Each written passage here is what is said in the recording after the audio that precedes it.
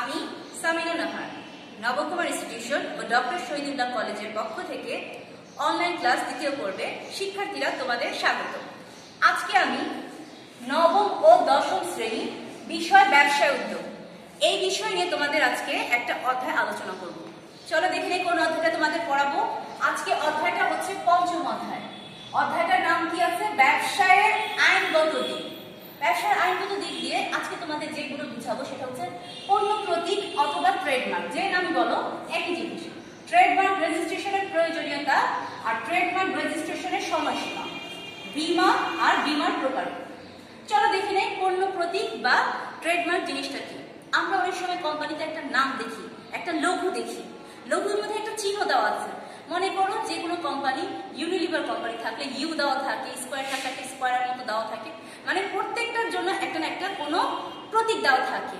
এই যে আমরা ব্যবহার করার জন্য বিভিন্ন ব্যবসার একটা প্রতিষ্ঠানকে টিকিয়ে রাখার জন্য যে প্রতীক বা চিহ্ন ব্যবহার করি তাকে পণ্য প্রতীক বা ট্রেডমার্ক বলে।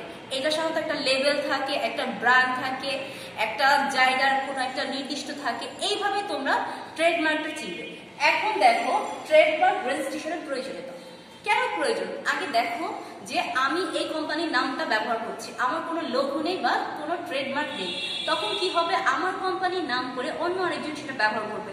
তখন আমি ইচ্ছে করলে আমি আইনগত ব্যবস্থা নিতে পারবো না। আইনগত ব্যবস্থা মানে আমি তাদের বিরুদ্ধে কোনো মামলা দায়ের করতে পারবো না। কিন্তু আমার যদি কোম্পানির মধ্যে সেই লোগো বা ট্রেডমার্ক দেওয়া থাকে তাহলে যে কেউ ইচ্ছে করলে সে ট্রেডমার্কটা অনুযায়ী ব্যবহার করতে পারবে না। যে ব্যবহার করবে সে বিপদে পড়ে যাবে, বরঞ্চ তাকে আইনের ঝামেলা পোহাতে হবে।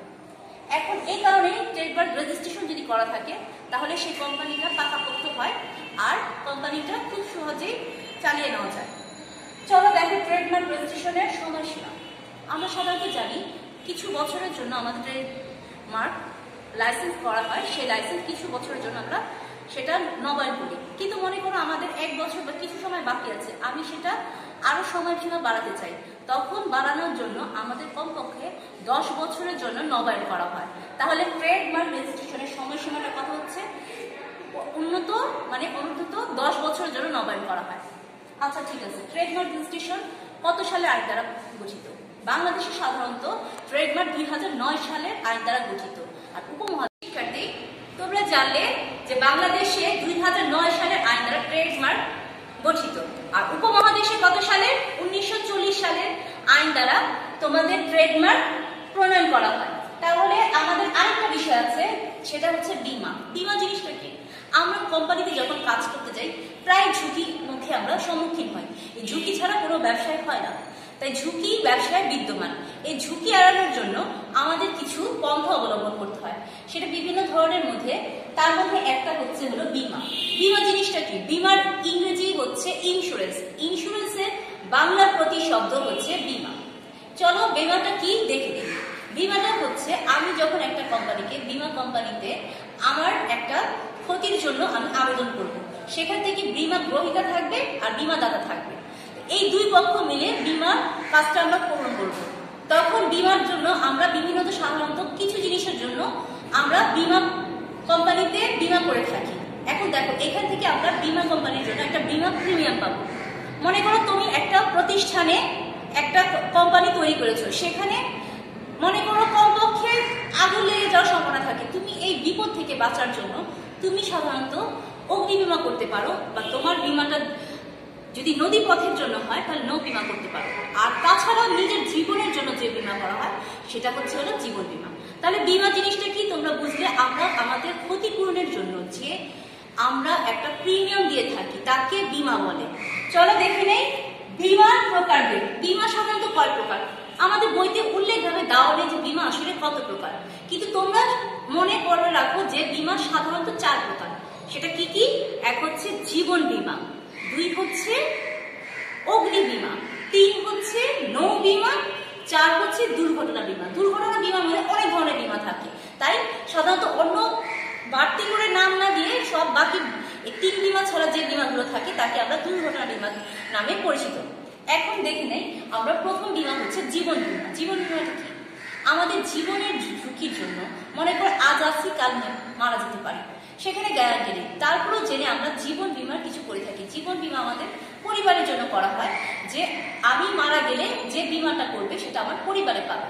তাই জীবন বিমার ইংলিশ হচ্ছে লাইফ ইন্স্যুরেন্স। তোমরা এর আগে নিশ্চয়ই শুনেছো লাইফ ইন্স্যুরেন্স। সেই লাইফ ইন্স্যুরেন্সটাই হচ্ছে হলো।